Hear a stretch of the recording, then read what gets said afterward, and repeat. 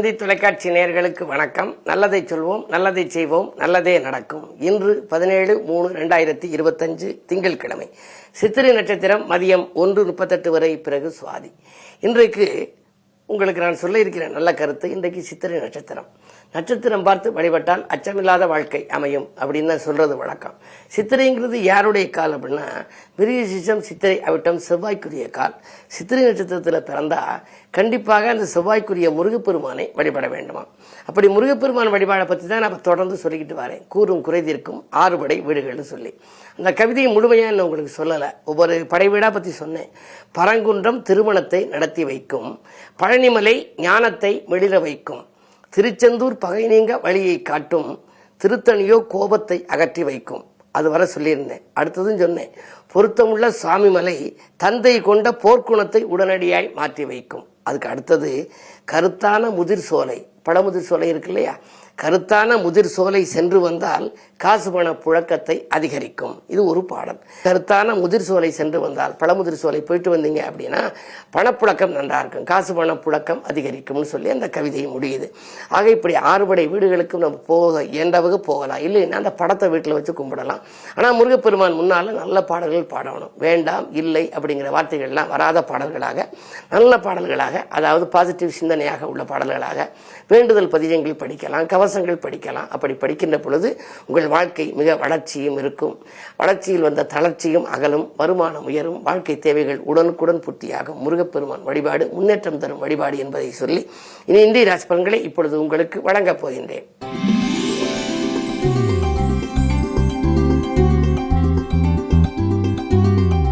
மேசராசி நேயர்களே, உங்களுக்கெல்லாம் இன்று வருமானம் திருப்தியாக இருக்கும் நாள். வாழ்க்கை தேவைகள் படிப்படியாக பூர்த்தியாகும். வருங்காலத்தை பற்றிய சிந்தனை கொஞ்சம் அதிகரிக்கும்.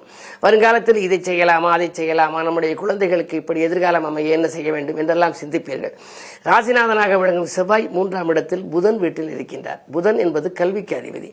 எனவே செவ்வாய் புதன் வீட்டில் இருப்பதனாலே உங்களுக்கு கல்வி சம்பந்தமாக நீங்கள் எடுத்த முயற்சிகள் கைகூடலாம். மாமன் மைத்துன வழியில் இருந்த மனக்கலக்கங்கள் அகலும். கரைந்த சேமிப்புகளை ஈடுகட்டுவீர்கள். இந்த நாள் நல்ல நாள், யோகமான நாள்.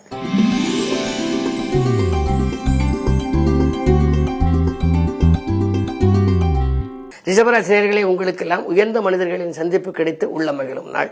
இன்று இல்லத்திலே ஒரு நல்ல சம்பவம் நடைபெறப் போகிறது. அது கல்யாணமாக இருக்கலாம், அல்லது மணிவிழாவாக இருக்கலாம். பெற்றோர்களின் மணிவிழா பற்றியும் நீங்கள் சிந்திப்பீர்கள். அது மட்டுமல்ல, பிள்ளைகளின் காதுகுத்து விழாவாக இருக்கலாம்.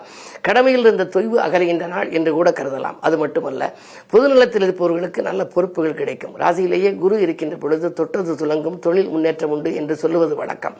அந்த குரு பகவானுடைய பார்வை 7ஆம் இடத்திலே பதிவதனாலே கல்யாணம் போன்ற சுபகாரியங்கள் மட்டுமல்ல, இல்லம் கட்டி குடியேறுவது அல்லது கட்டிய வீட்டை விலைக்கு வாங்குவது, இப்படி ஏதாவது ஒரு பெரிய ஒரு நல்ல சம்பவங்கள் இல்லத்திலே நடைபெறக்கூடிய வழியை வகுக்கும் குருவின் பார்வை.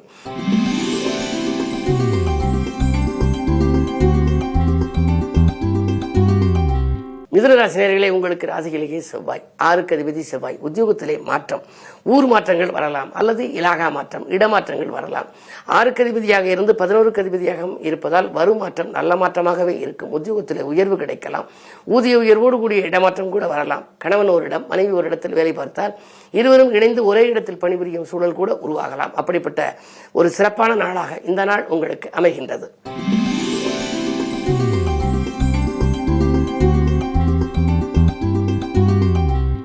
கடகராசி நேயர்களே, அஷ்டமத்து சனியின் ஆதிக்கம் இருந்தாலும் கூட 9ஆம் இடத்திலே 4 கிரகங்கள், சூரியன், புதன், சுக்கிரன், ராகு. எனவே இந்த நாள் உங்களுக்கு மிக மிக அற்புதமான நாள். அது மட்டுமல்ல, கரைந்த சேமிப்புகளை ஈடுகட்டுகின்ற நாள். காரிய வெற்றிக்கு மாற்று இனத்தவர்கள் ஒத்துழைப்பும் கிடைக்கும். அது மட்டுமல்ல, நண்பர்களும் உங்களுக்கு உறுதுணையாக இருப்பார்கள். பூர்வீக சொத்து தகராறுகள் அகலும். பலமுறை பஞ்சாயத்து வைத்து முடிவடையாத பஞ்சாயத்துக்கள் உங்களுக்கு சாதகமாக அமையலாம். திட்டமிட்ட காரியங்கள் திட்டமிட்டபடியே நடக்கும்.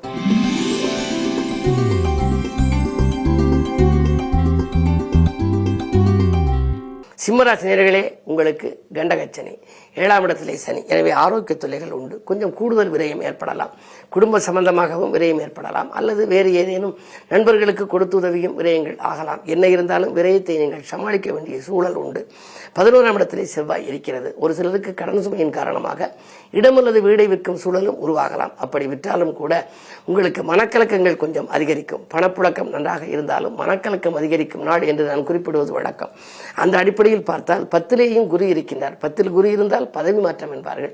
எனவே உத்தியோகத்தில் உள்ளவர்களுக்கு திடீரென பதவி மாற்றங்கள் வரலாம். மேலதிகாரிகள் உங்களுக்கு சாதகமான சூழ்நிலையை கொடுக்காமல் நீங்கள் எதிர்பார்க்காத விதத்தில் எதிர்பார்க்காத இடத்திற்கு நீங்கள் மாற்றப்படலாம். கவனம் தேவை.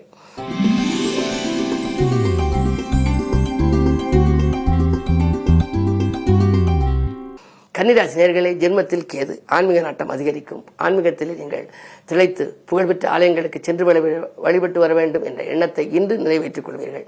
சப்தமஸ்தானத்திலே புதன், சுக்கிரன், சூரியன், ராகு. எனவே வாழ்க்கை துணையோடு கொஞ்சம் அனுசரித்து செல்ல வேண்டும். சூரியனும் ராகுவும் இருப்பதனாலே சிறு சிறு பிரச்சனைகள் இல்லத்தில் வரலாம். இருந்தாலும் கொஞ்சம் விட்டுக் கொடுத்து செல்வது நல்லது. அது மட்டுமல்ல, உத்தியோகம் சம்பந்தமாக நீங்கள் எடுத்த புது முயற்சிகள் வெற்றி கிடைக்கும்.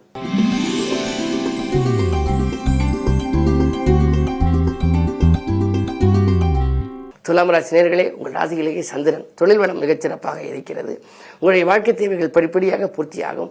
குருவுக்கு சந்திரன் 6, 8, 12 இருந்தால் சகட யோகம் என்பார்கள். எனவே உங்களுக்கு பணம் இன்றைக்கு வந்து கொண்டே இருக்கும். ஒரு தொகை செலவழிந்தால் அடுத்த தொகை வந்து சேரும். எனவே நீங்கள் எதற்கும் கவலைப்பட வேண்டியதில்லை. ஒரு காரியத்தை முடிக்க வேண்டும் என்றால் காசு பணம் புழக்கமில்லையே என்று கவலைப்பட வேண்டாம். காரியத்தை தொடங்கினால் பணம் புழக்கம் தானாகவே வந்து சேரும். அது மட்டுமல்லாமல் மனக்கசப்புகள் மாறும். தேவைக்கேற்ற விதத்தில் தேடி வந்து சேரும் பணத்தை கொண்டு நீங்கள் திருப்தியான வாழ்க்கையை அமைத்துக் கொள்ளும் இந்த நாள் நல்ல நாள்.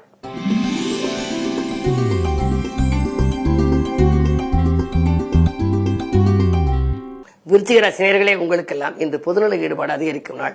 பொல்லாதவர்கள் உங்களை விட்டு விலகுவார்கள். சந்திக்க நினைத்த நண்பர்கள் சந்தோஷ தகவலை கொண்டு வந்து சேர்ப்பார்கள்.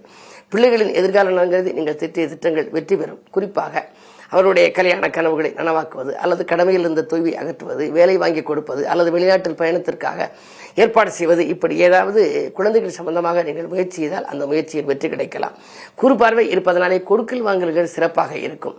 என்றைக்கோ வாங்கி கொடுத்த தொகை இன்று உங்களுக்கு பாக்கியில் வசூலாகி பணவரவை கூட்டலாம். அஷ்டமத்தில் செவ்வாய் இருக்கிறாரே, அறத்தில் ஏற்படும் உடல்நிலை தொல்லை வருமே என்றெல்லாம் நினைக்க வேண்டாம். செவ்வாயின் பார்வை 2ஆம் இடத்தில் பதிகிறது. செவ்வாய் 4, 7, 8 ஆகிய இடங்களை பார்ப்பார். 4ஆம் இடத்தில் லாபஸ்தானத்தை பார்க்கிறார். 2ஆம் இடம் தனஸ்தானத்தையும் பார்க்கின்றார். எனவே உங்களுக்கு தனவரவு தாராளமாக வரும் நாள்.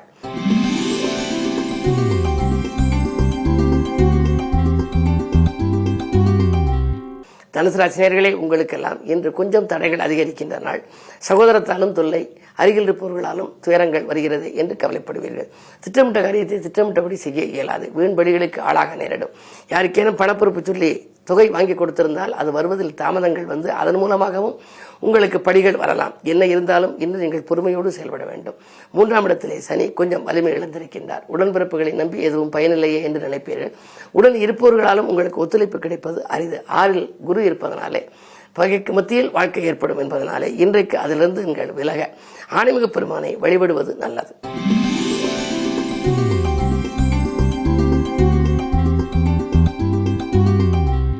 மகர ராசி நேயர்களே, உங்களுக்கெல்லாம் ராசியை குரு பார்க்கின்றார். ராசிக்கு 6இலே செவ்வாய், 11க்கு அதிபதி 6இல் இருப்பதனாலே இடம்பூமியால் லாபம் உண்டு. வீடு வாங்கும் முயற்சியிலே வெற்றி கிடைக்கலாம். சகோதரர்கள் உங்களுக்கு அனுகூலமாக நடந்து கொள்வார்கள். உங்களை விட்டு விலகிச் சென்றவர்கள் கூட விரும்பி வந்து சேரலாம்.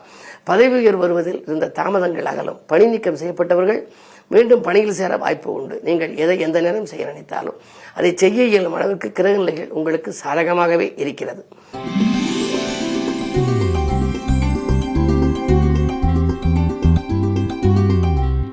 கும்பராசி நேயர்களே, உங்களுக்கெல்லாம் ராசியிலேயே சனி. ராசிநாதன் சனி ராசியில் இருந்தால் உங்கள் தேவைகள் பூர்த்தியாகும். தெளிந்த சிந்தனையோடு செயல்படுவீர்கள். ஆனால் சில காரியங்களில் கொஞ்சம் தாமதம் ஏற்படலாம். மந்தன் என்று சனிக்கு ஒரு பெயர் உண்டு. எனவே மந்தகதியில் இயங்கும். ஒரு காரியத்தை ஒரு முறைக்கு இருமுறை செய்யும் சூழல் உருவாகலாம். ஒரு வேலையை ஒரு முறைக்கு இருமுறை செய்யக்கூடிய சூழலை உண்டு. இருந்தாலும் காரியங்கள் கடைசி நேரத்தில் கைகூடிவிடும். 2இலே சுக்கிரன் புதன் இருப்பதனாலே பணப்புழக்கம் நன்றாகவே இருக்கிறது. கேட்ட இடத்தில் உதவிகள் கிடைக்கும். பொருளாதாரம் திருப்திகரமாக இருக்கும். இன்றைக்கு ஆரோக்கியத்தில் மட்டும் சிறு சிறு அச்சுறுத்தல்கள் வரலாம். மிகுந்த விழிப்புணர்ச்சியோடு இருப்பது நல்லது.